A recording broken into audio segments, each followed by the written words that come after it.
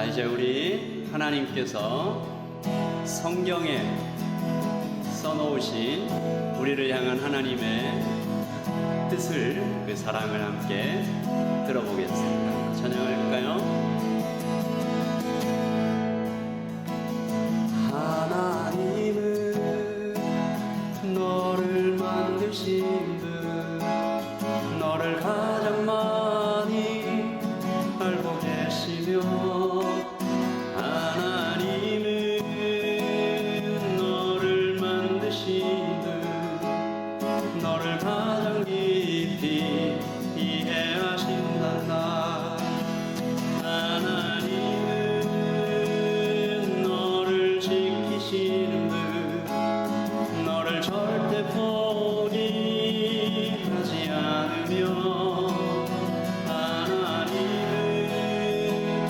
너를 지키시는 분, 너를 쉬지 않고 지켜보신단다.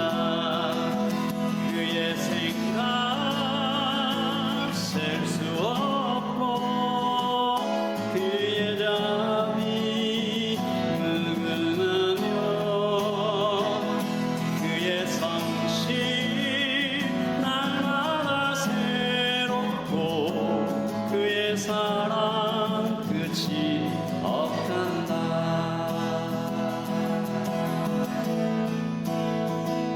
믿으십니까?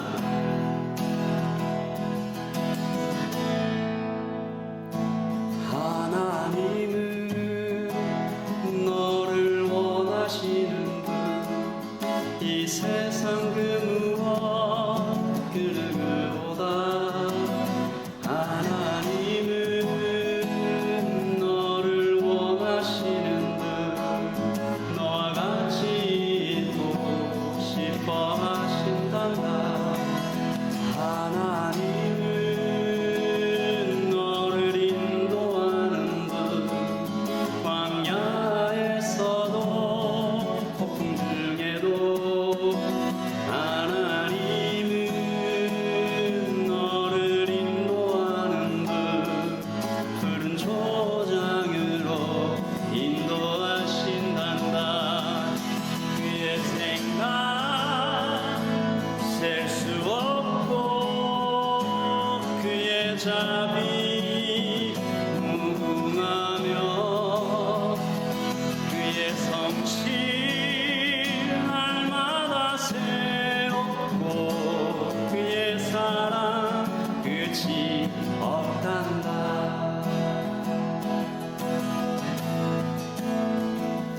하나님은 너를 원하시는 분, 이 세상 그 무엇 그 누구보다.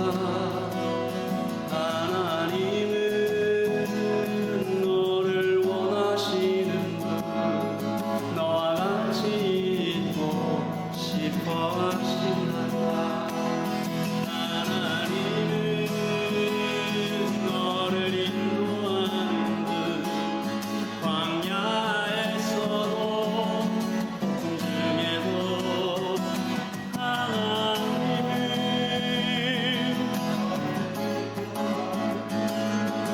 푸른 초장으로 인도하신단다. 그의 생각 셀 수 없고, 그의 자비 무궁하며, 그의 성실 날마다 새롭고, 그의 사랑 끝이 없단다. 그의 생각 셀 수 없고, 그의 자비 무궁하며, 그의 성실 날마다 새롭고, 그의 사랑 끝이 없단다. 우리 하나님께 큰 박수로 찬양과 영광을 올려드리십시다. 그의 생각 셀 수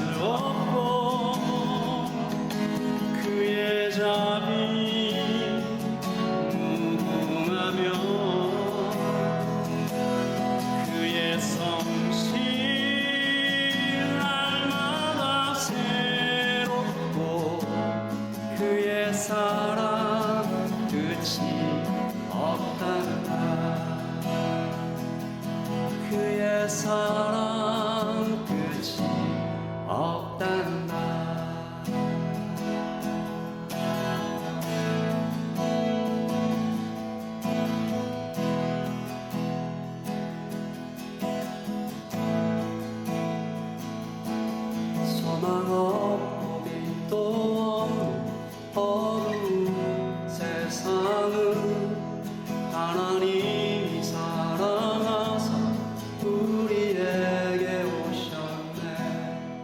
예언하신 약속대로 말씀이 육신되어 하늘 영원 버리시고 이 땅으로 오셨네.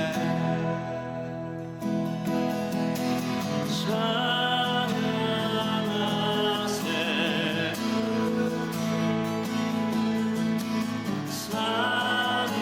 삼위일체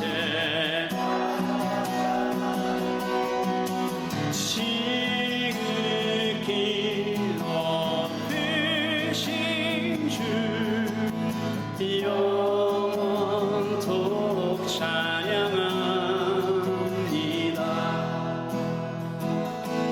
주가 지으신 모든 세상을 원하려 영광의 왕 예수님이 죽음을 택하셨네.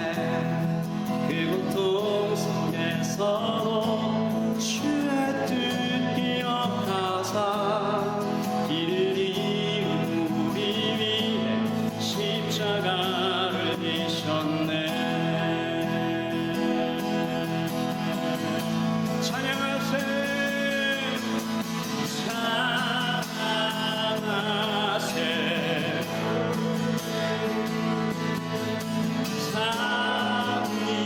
삼위일체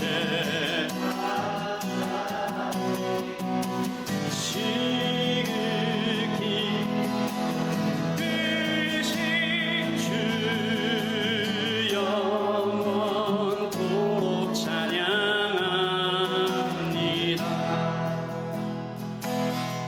부활하신 그 아침 무덤 열리고 죽임당한 어린 양 죽음을 이기셨네. 생명의 길 되시는 그리스도를 통해 아버지께 오는 자 모두 회복되리라. 찬양하세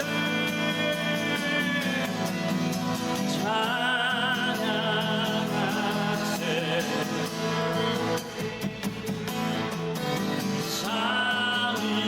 삼위일체 하나님 지극히 높으신 주 영원토록 찬양합니다. 우리 한 번 더 큰 박수로 찬양과 영광을 올려드립니다.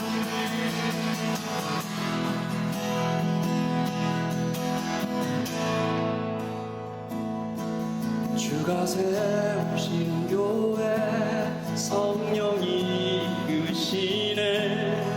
영원하신 회복은 무너지지 않으리. 주의 보혈로 인해 나는 자유케 됐네. 예수의 사랑으로 새 생명을 얻었네. 우리 한 번 더 찬양합니다. 주가 세우신 교회 성령이 이끄시네. 영원한 주의 복음 무너지지 않으리.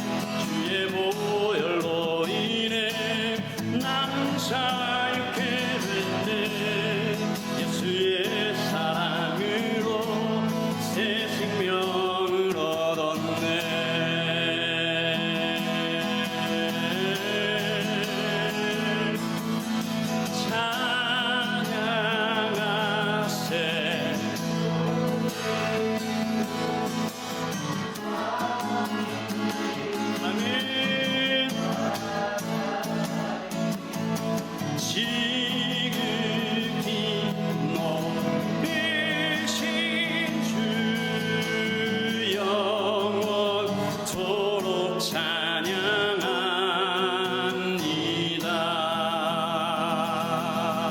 아멘. 아멘. 우리 다 함께 자리에 앉으십시다.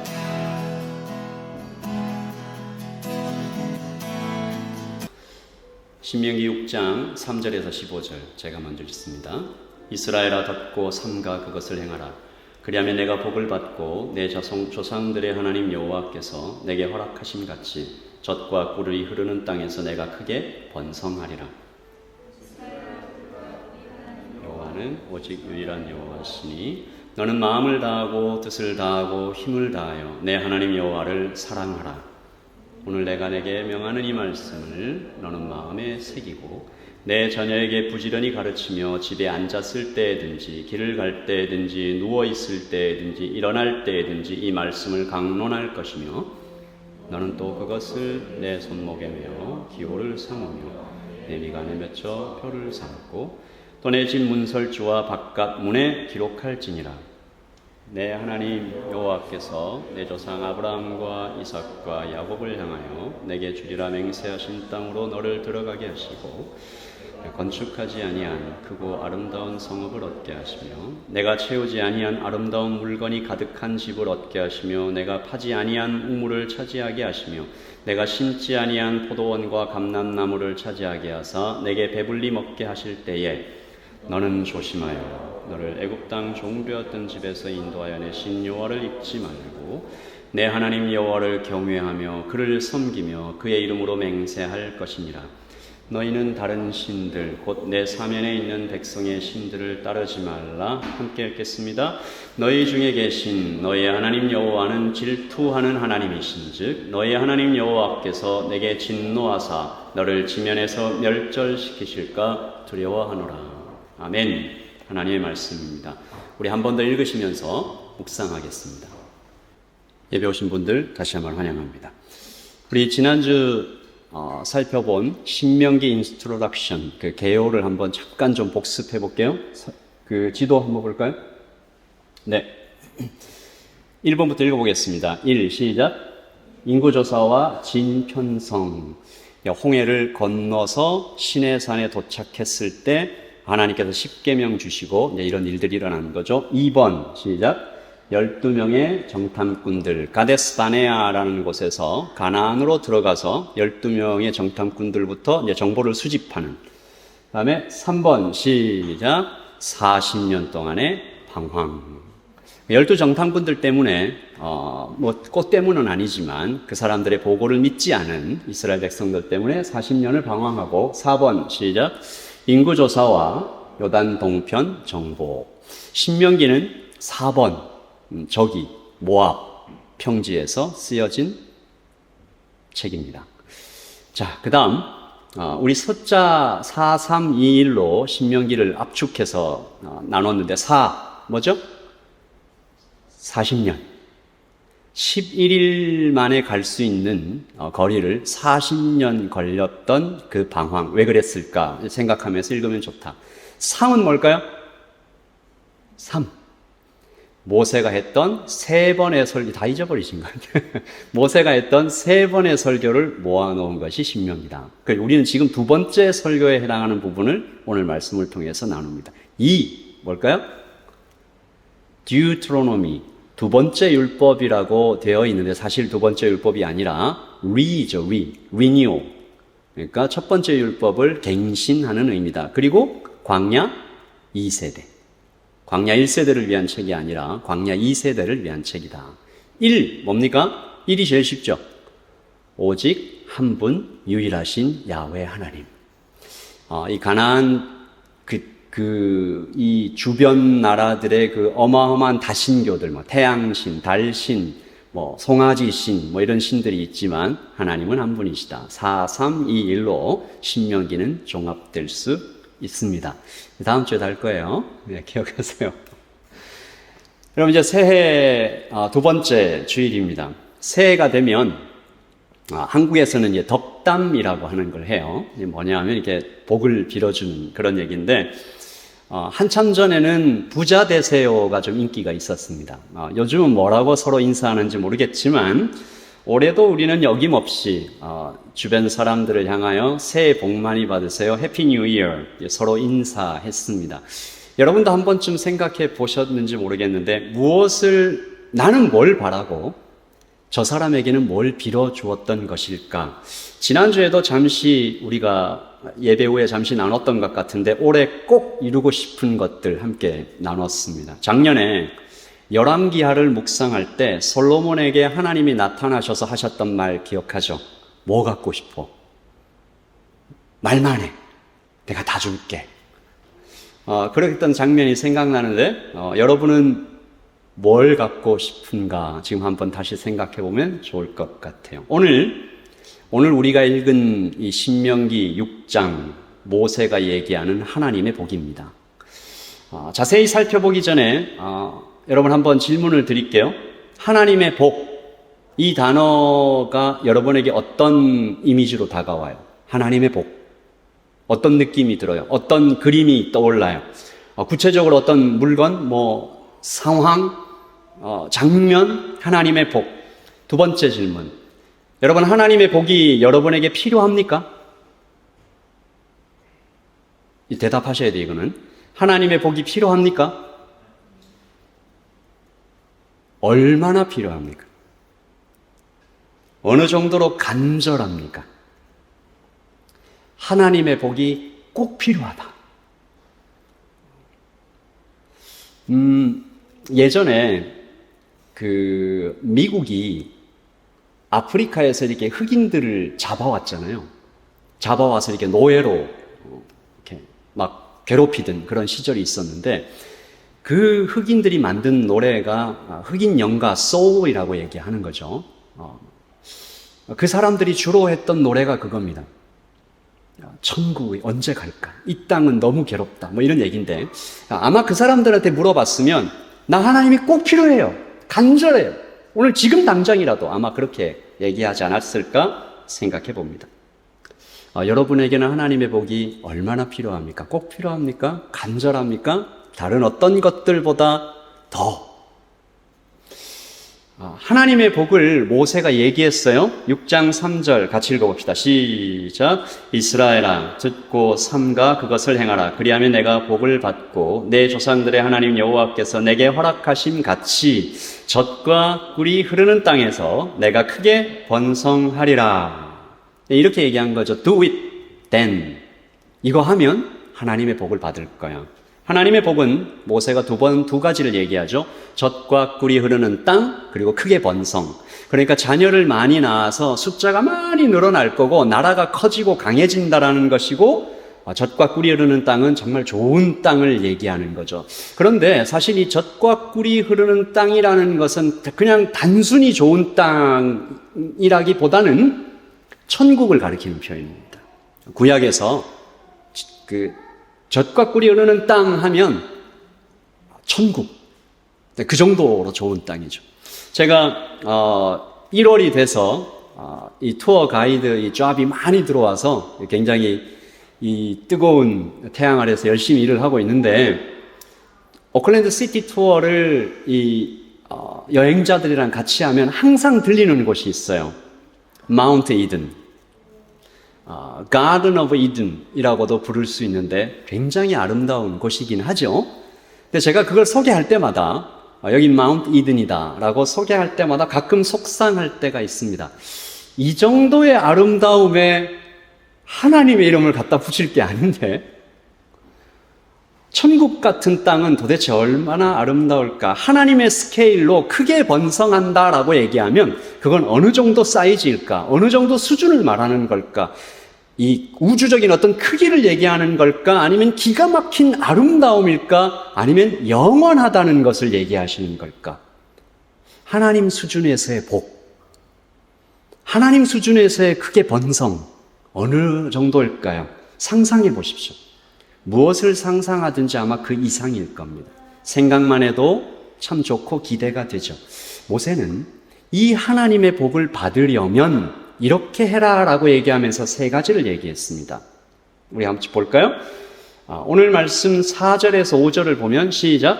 하나님을 사랑하라. 6절에서 9절에는 하나님의 말씀을 마음에 새기라. 10절에서 14절에는 다른 신들을 따르지 말라. 세 가지. 하나님 사랑해라. 하나님 말씀 마음에 새겨라. 다른 신들은 따르지 마라. 어때요? 해볼 만해요? 생각보다 어려워요? 쉬워요? 이 세 가지만 하면 하나님 수준의, 하나님 스케일의 복을 주신답니다. 한번 마음속으로 생각해 봐요. 제가 이 세 가지를 여러분과 질문을 한번 해볼게요. 오늘 여기 예배하고 있는 분들 중에 하나님 사랑하지 않는 분, 자신 있게 손 들어도 됩니다. 나는 아직 하나님 사랑하지 않는 것 같아. 하나님 사랑하지 않는 분. 둘째, 우상 숭배하시는 분. 다른 신들을 따르지 말라고 했으니까. 나는 하나님 말고 다른 우상 막 숭배해요. 그리고 다시 두 번째로 돌아가서 하나님 말씀 무시하는 분. 마음에 안 새길래요. 그냥 대충. 어때요, 여러분? 하나님 사랑하지 않는 분, 하나님 말씀 무시하는 분, 우상 숭배하시는 분, 여기 있습니까? 우리 라이트처치 성도들은 아마도 다 하나님을 사랑하고 말씀을 귀하게 여기고 우상 숭배하지 않는 분들 같아요. 제 생각이 맞습니까? 우리 성도들이 이미 묵상하고 지키고 있는 명령들 같아요. 하나님 사랑하고 말씀을 새기고 다른 신들 따르지 않는. 그런데 왜 이런 질문들이 들어오죠. 왜 나는 그 우주적 스케일의 하나님 수준의 복을 못 받고 있는 것일까? 젖과 꿀이 흐르는 천국 같은 땅이는 아니더라도 이렇게 언덕 위에 예쁜 집 하나 정도는 있어야 되는 것 아닌가? 크게 번성은 못해도 세상에서 예수 믿지 않는 사람들보다는 그래도 좀 잘 나가야 되는 것 아닌가? 어떤 사람이 이런 얘기를 했습니다. 5절을 보라고, 5절을. 5절 볼까요? 너는 마음을 다하고 뜻을 다하고 힘을 다하여 내 하나님 여호와를 사랑하라. 뭐예요? 다하고 다하여. 여기가 문제였어요. 내가 마음을 다하지 않았던 거지. 뜻이 조금 모자랐던 거죠. 힘을 다 쓰지 않았던 거예요. 그래서 내가 아직까지 하나님 복을 못 받고 있었나. 그렇게 생각할 수 있는 거죠. 여러분, 이게 그냥 하는 말이 아니고 지금도 어쩌면 오늘 주일이잖아요. 지금도 어쩌면 지구 곳곳에서, 뉴질랜드 곳곳에서, 어쩌면 지금 오클랜드에서도 이런 메시지가 선포되고 있을지도 모릅니다. 뭐예요? 정성을 다하라. 다해라. 힘을 다해라. 뜻을 다해라. 정성을 다해라. 그러면 복 받을 것이다. 정말 그럴까요? 내가 하나님의 복을 받지 못하고 사는 이유는 내가 정성이 부족해서일까요? 오늘 말씀에는 두 가지 우리가 혹 놓쳐버리기 쉬운 복음이 기록되어 있습니다. 우리 성경 66권 전체에 복음이 기록되어 있는 것 아시죠? 구약이지만 복음이 기록되어 있는 거예요.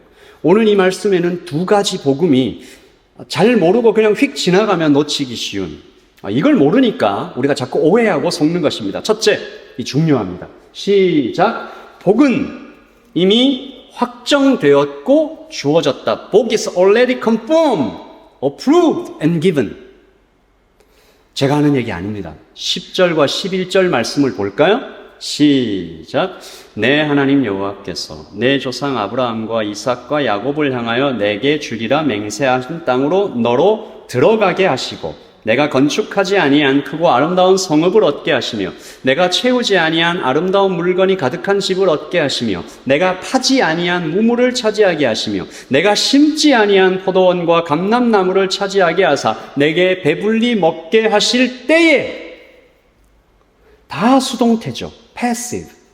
들어가게 하시고 성을 얻게 하시고 집을 얻게 하시고 우물을 차지하게 하시고 포도원을 갖게 하시고 배불리 먹게 하실 때에, 이게 무슨 뜻인 것 같아요? 그렇게 될 거야. 여러분 구약의 역사를 아실 테니까 생각해 보세요. 정말 그랬습니까? 이스라엘 백성들은 가나안에 들어가서 이 모든 복들을 받았습니까? 그렇죠. 이스라엘 백성들은 가나안에 들어가서 가나안의 거의 모든 민족들을 다 쫓아내고 그 땅을 차지하고 그 땅에서 꽤 오랫동안 번영을 누렸습니다. 역사가 증명하고 있는 거예요. 그들은 들어가서 정말로 이 모든 복들을 누렸어요. 어떻게 해요? 이 사람들이 세 가지 다 했습니까? 사랑했어요? 하나님 말씀 마음에 새겼어요? 우상 숭배하지 않았습니까? 아니요. 이 사람들은 세 가지 다 어겼습니다. 여러분 열왕기하, 출애굽기, 민수기 읽어보면 좀 이렇게 진지하게 읽어보면 아마 화가 날 수도 있어요. 이 사람들은 참 비열했습니다. 찌질했습니다. 배신했습니다. 그런데 복을 받았어요. 그러니까 복은 정성을 다하라. 그러면 주실 것이다가 아니었던 거예요. 그리고 둘째, 시작. 세 가지 명령은 지킬 수 없다. 제가 아까 하나님 사랑하자, 사랑하라, 말씀을 마음에 새기자, 우상 숭배 안 하자, 이거 어려운 일 아니다라고 말했는데 사실 좀 트릭이 있었죠. 사실은 이것은 어렵습니다. 아니, 어려운 수준이 아니고 불가능합니다. 하나님 말씀을 마음에 새긴다라는 것의 진짜 의미는 이 새긴다라는 건데, 당시 사람들이 이것을 들을 때 종이에 이렇게 간단히 쓰는 게 아니라 돌에 깊게 파서 새겨 넣는 거죠. 지워지지 않는 겁니다. 돌에 새겨진 글씨는 100년이 지나도 1000년이 지나도 그대로이니까 영원을 의미하는 거죠. 그리고 7절을 보면, 자, 시작. 우리 자녀들 있는 부모님들 크게 읽어봐요. 시작. 내 자녀에게 부지런히 가르치며 집에 앉았을 때든지 길을 갈 때든지 누워있을 때든지 일어날 때든지 이 말씀을 강론할 것이며. 아빠 엄마들 대답해봐요. 이거 할 수 있습니까? 하고 있어요? 네, 지금 우리 자녀들을 보니까 딱 느낌이 오죠? 자녀들에게 앉아있을 때, 길을 갈 때, 누워있을 때 언제나 이 말씀이 귀에 못이 박히도록 할 수 있을까? 제가 설교를 준비하면서 이거 안 가르쳐 본 사람이 쓴 거 아닐까? 자녀들에게 이렇게 부모 마음처럼 말씀이 정말 그들의 피에 흐르는 것처럼 새겨내는 것은 참 어려운 일입니다. 거의 불가능한 거죠. 우상 숭배 안 하기는 어때요? 그렇죠. 우리가 무당한테 가서 이렇게 점을 치진 않겠지만 우상 숭배 안 하고 살기는 어렵습니다. 돈만 해도 그래요. 여러분 중에 돈을 사랑하지 않는 사람 자신 있게 두 팔 번쩍 들고 일어나서 한번 해보세요. 물론 우리가 대놓고 말은 하지 않아요. 나 돈 사랑해 하는 사람도 있겠지만, 정치인들은 난 돈 때문에 일하지 않습니다. 국민을 위해서 일합니다. 학교 선생님, 교수들은 저는 미래의 꿈나무들을 키우는 보람으로 일합니다. 종교인들은 돈은 악의 뿌리다. 나는 돈을 멀리하고 사람들의 구원을 위하여 봉사한다라고 말하지만 돈 없이, 돈을 사랑하지 않고 더 많은 돈이 내 통장에 들어올 때 나를 기쁘게 하지 않는가? 어려운 일이죠. 그러니까 모세가 얘기한 그 세 가지 명령은 이것을 제대로 하나님 수준에서 지켜나가는 것은 불가능한 것입니다. 그렇다면 애초에 이 명령은 왜 하신 걸까요? 축복은 이미 주시기로 다 확정됐고 이미 주셨고 명령은 지킬 수 없는데 하나님은 왜 의미 없는 말씀을 우리에게 하신 걸까요? 여러분, 이 문제를 풀 열쇠는 15절에 있습니다. 15절 같이 읽어볼게요. 시작. 너희 중에 계신 너의 하나님 여호와는 질투하시는 하나님이신즉 너희 하나님 여호와께서 내게 진노하사 너를 지면에서 멸절하실까 두려워하노라. 아멘. 열쇠가 되는 단어가 뭐 같아요?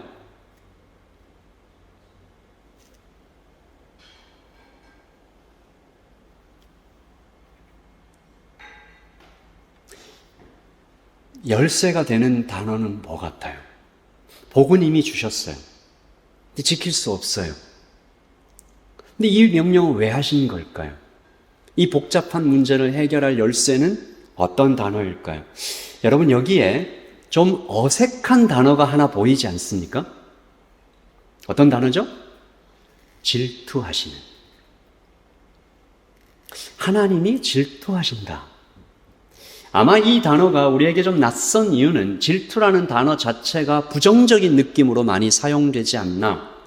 질투, 날이 바짝 서 있는, 손대면 데일 것 같은 차갑고 공격적인 느낌이 책이나 영화에서 질투한다라고 할 때는 어떻게 쓰여요? 컴플렉스가 있는 사람, 그런 사람이, 그런 존재가 내 것을 빼앗길까봐 두려워할 때, 혹은 나한테 없는 걸 저 사람이 가지고 있을 때 이 가지는 부러움을 공격적인 방식으로 표현할 때 사용하는 단어가 질투입니다. 국어사전에서 제가 찾아봤거든요.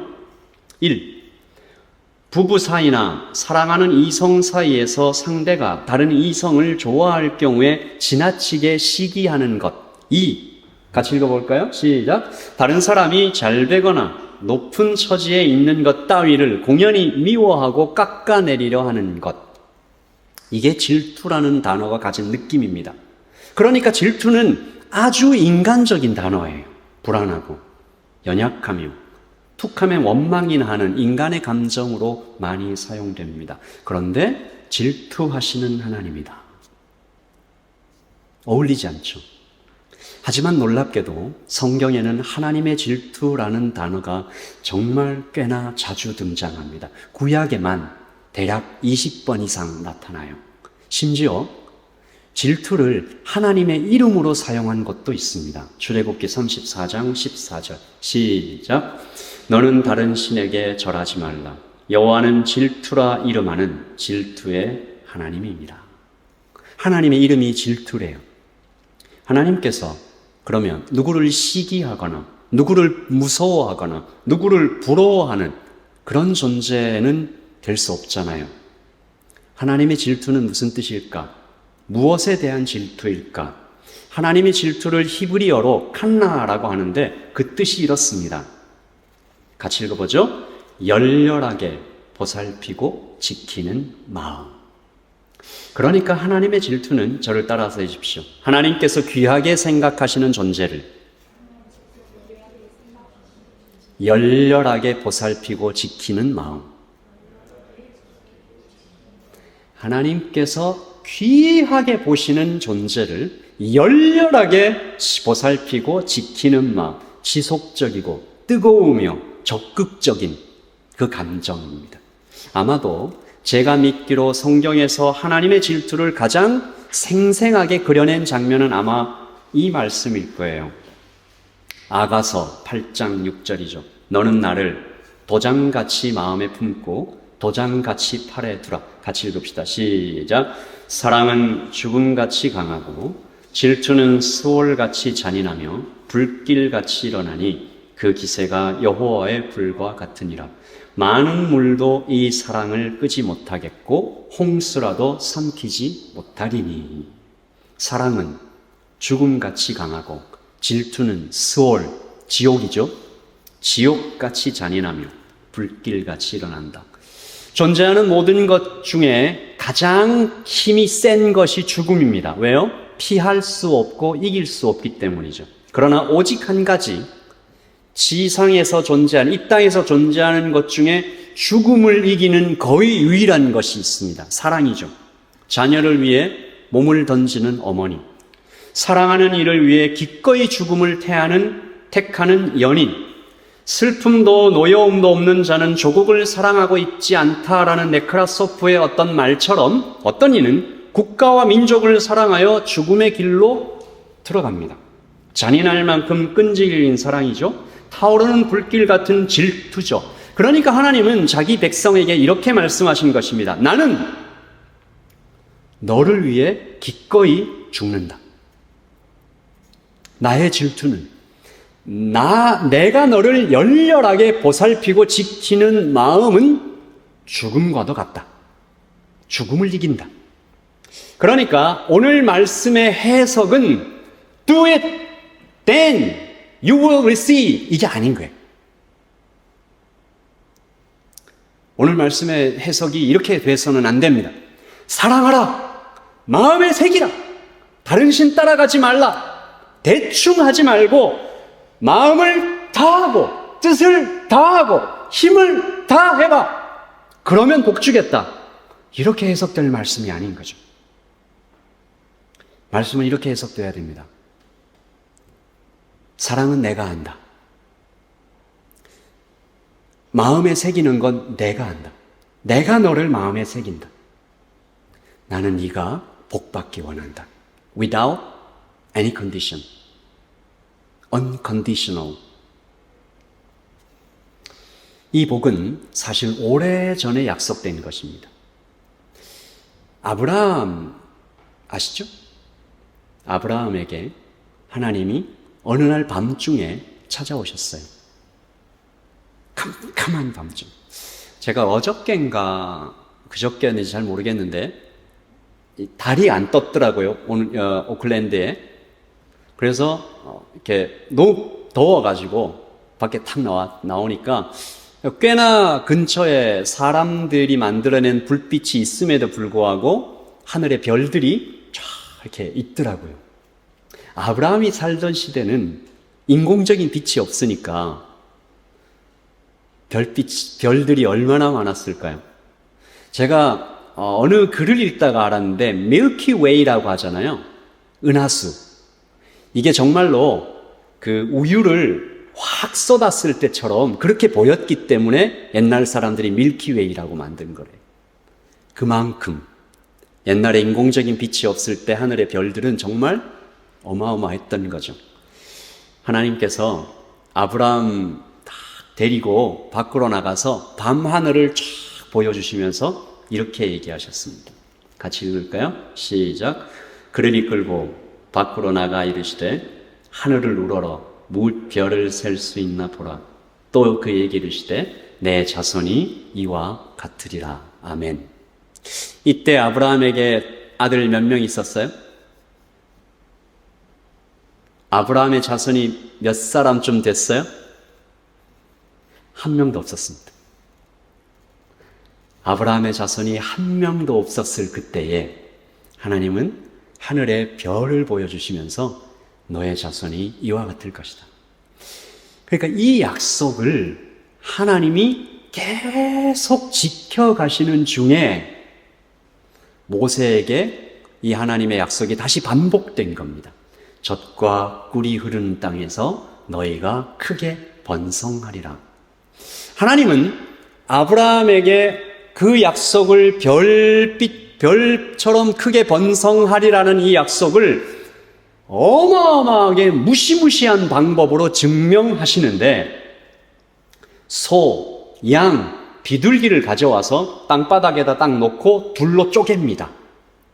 둘로 쪼갠 다음에 그 가운데를 지나가는 것으로 약속을 증명하시는데 이게 옛날 사람들이 아주 중요한 약속을 할 때 했던 방법이래요. 소, 양, 비둘기 딱 쪼개놓고 그 사이를 두 명이 같이 지나가는 거죠. 무슨 뜻이겠어요? 이 약속 어기면 나도 이 소, 양, 비둘기처럼 쪼개져서 죽어도 좋다. 죽을 것이다. 그런데 하나님은 밤중에 아브라함은 그대로 두시고 하나님 혼자 그 가운데로 지나가십니다. 이게 바로 오늘 우리가 읽은 말씀의 진짜 뜻이에요. 사랑은 내가 한다. 너에게 주는 복은 언컨디셔널로 내가 너에게 복받기 원한다. 네가 나를 마음에 새기는 게 아니고 내가 너를 마음에 새긴다. 너는 약속을 지킬 수 없는 존재. 나는 나 하나님이라는 존재 전체를 걸고 이 약속을 지켜 나갈 것이다. 우리가 오늘 2024년이 시작되는 이 1월 달에 질투하시는 하나님 앞에 서 있습니다. 나에게 복 주시려고 목숨이라도 던지시는 하나님께서 지난주 우리가 봤던 무어 소령의 말처럼 I will be the first and I will be the last. No one left behind.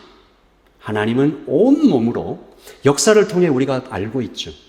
하나님은 온 몸으로 내가 맞아야 할 화살을 대신 맞으시고, 내가 맞아야 될 뺨을 대신 맞으시고, 내가 받아야 될 수치를 대신 당하시고, 내가 걸어야 할 그 골고다를 대신 오르시고, 내가 못 박혀야 할 그 십자가에 대신 못 박히셔서 사랑을 멈추지 않으시며 복을 쌓을 곳이 없도록 부어주시겠다고 스탠바이 되어 계시는, 나는 이미 준비가 끝났다.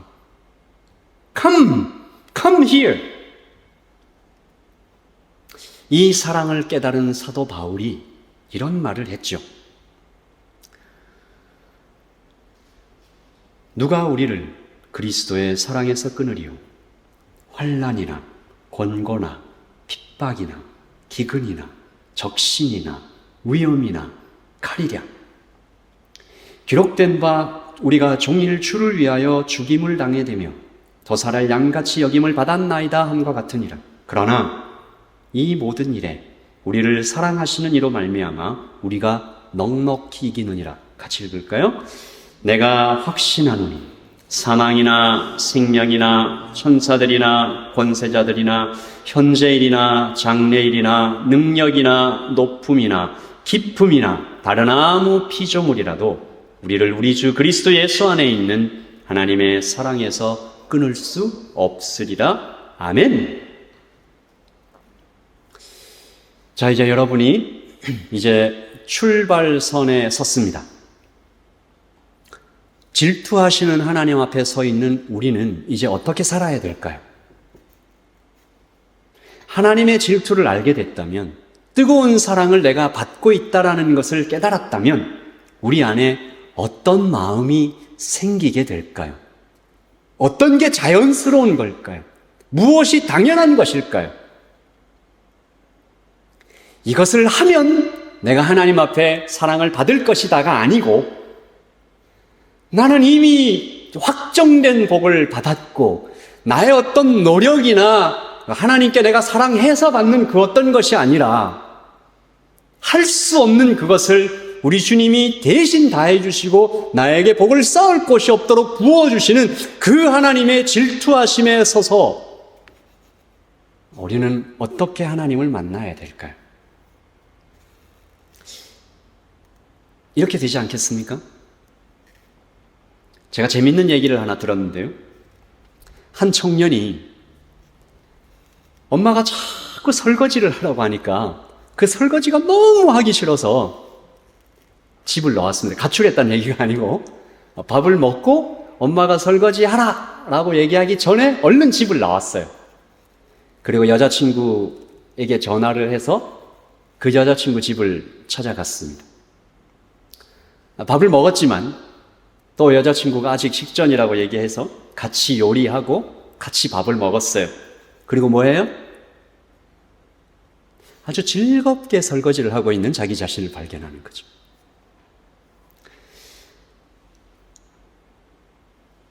그러니까 우리는 무엇을 해서 사랑을 받겠다라고 그렇게 살아가는 존재가 아니라, 하나님의 질투를 깨달은 우리가 그 하나님 앞에 서서 하나님을 사랑하고 싶어지는, 말씀을 듣고 싶어지는, 우상숭배 같은 건 쳐다보지도 않게 되는, 우리가 거기까지 가기를 원하는 것이고, 그러므로 우리가 사랑을 받는 것이 먼저인 것을 알아서 사랑의 하나님, 질투하시는 하나님을 우리가 오늘 이 예배 때도 만나고 우리의 1년 동안 계속 그 하나님을 더 많이, 더 깊게, 더 자주 만나기를 바라는 것이죠.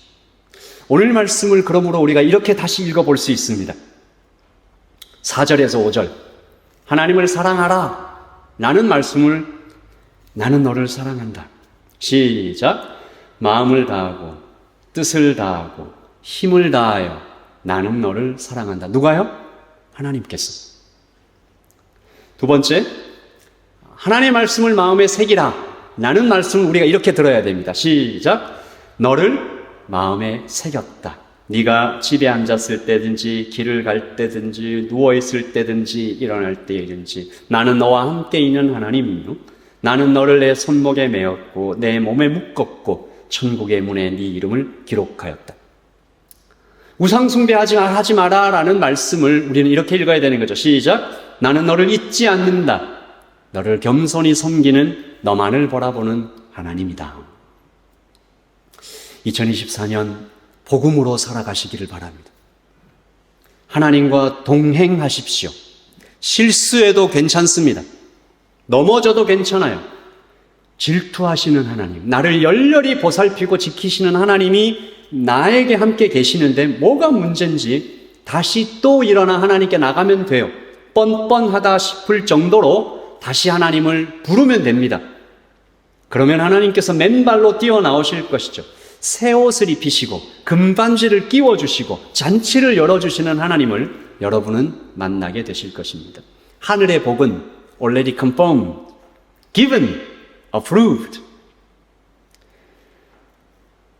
내 하나님 여호와께서 내 조상 아브라함과 이삭과 야곱을 향하여 내게 주리라 맹세하신 땅으로 당신들을 들어가게 하시며 내가 건축하지 아니한 크고 아름다운 성읍을 얻게 하시며, 같이 읽을까요? 내가 채우지 아니한 아름다운 물건이 가득한 집을 얻게 하시며 내가 파지 아니한 우물을 차지하게 하시며 내가 심지 아니한 포도원과 감람나무를 차지하게 하사 내가 배불리 먹게 하실 때에 여러분에게 그런 일이 있을 것입니다. 우리에게 그런 일련이 펼쳐질 거예요. 그때 우리가 가장 시급하게 잊지 말고 가장 먼저 중요하게 해야 할 일은 그 하나님을 만나며 예배하는 것입니다. 사랑하는 것이죠. 올 한 해 그러므로 우리는 하나님을 뜨겁게 사랑하며 질투하며 살아가는 것입니다. 자, 우리 다 함께 자리에서 좀 일어날까요? 자,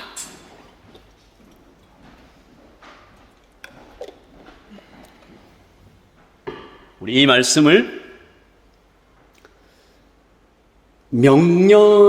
명령을 받아서 복 받으려고 하는 공포에 기반한 것이 아니라 하나님 이런 분이시구나 라고 발견한, 그 질투하시는 하나님을 발견한 감격으로 읽어보겠습니다. 시작. 이스라엘아 들으라. 우리 하나님 여호와는 오직 유일한 여호와시니 너는 마음을 다하고 뜻을 다하고 힘을 다하여 내 하나님 여호와를 사랑하라. 아멘. 기도하겠습니다.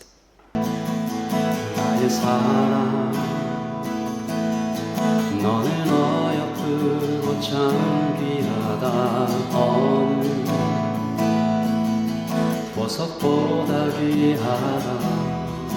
내가 사랑스럽지 않을 때 너를 온전히 사랑하고 나와 함께하려 내가 완고하다.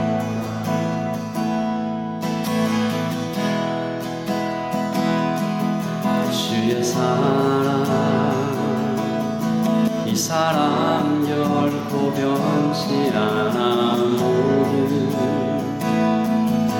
계절 돌고 쉬는 푸른 마르고 진실나 주의 말씀 신실해 실수가 없으신 주만 바라. 주님의 나라와 뜻이 나의 삶 속에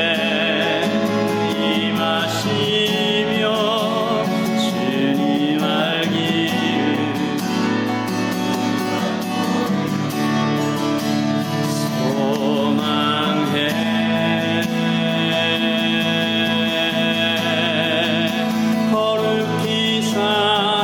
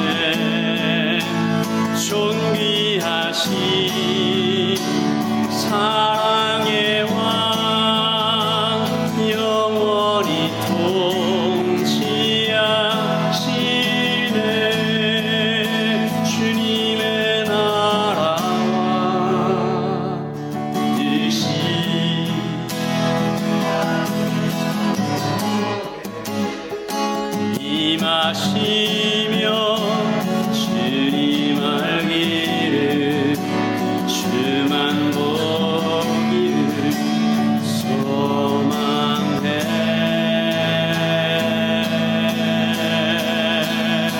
거룩히 살아가 힘과 두려움 없는 믿음 주시 나의 하나님 완전한 사랑 찬양해.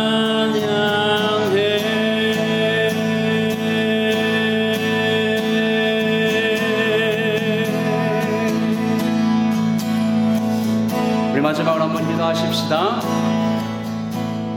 질투하시는 하나님 앞에 서 있는 우리가, 내가 이번 한 주간 또한 올해 2024년에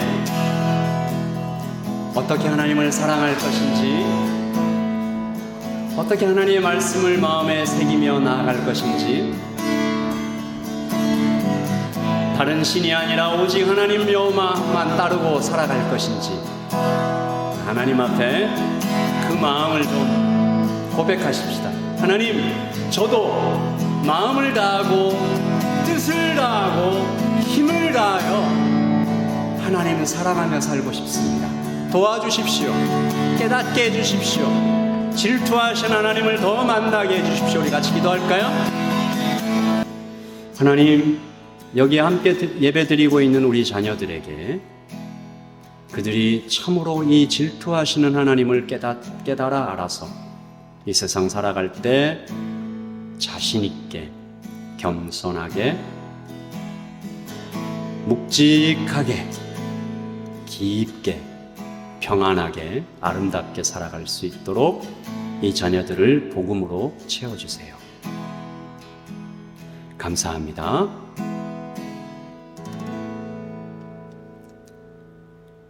지금은 우리 주 예수 그리스도의 그 크신 사랑과 하나님 아버지의 크고 놀라우신 은혜와 성령의 임재하시고 충만하시고 만지시고 채우시니 여기에 하나님의 질투를 만나며 그 열렬히 보살피고 지키려 하시는 마음을 만나며 나를 기필코 끝까지 완성시켜 가시려는 하나님의 의지를 만나 하나님 앞에 하나님 마음을 다하여 뜻을 다하여 힘을 다하여 사랑하기 원합니다라고 고백하는 여기 하나님의 백성들 머리 위에 지금부터 영원토록 함께 있을지어다.